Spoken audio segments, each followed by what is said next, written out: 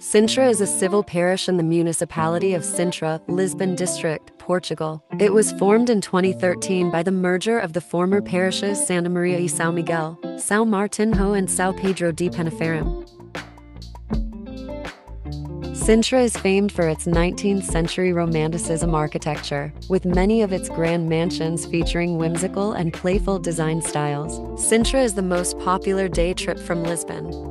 But there's so much to see and do within the region that it also makes a fantastic destination for a longer stay.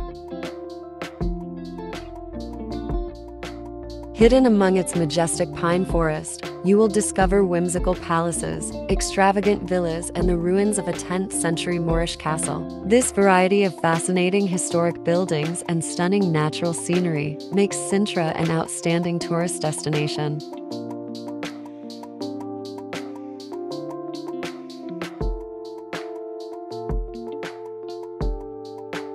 If you're not into palaces and castles, then Sintra might not be the best place for you. There isn't much else to do in the town, so you might get bored pretty quickly. We recommend visiting Sintra if you're interested in its history and culture.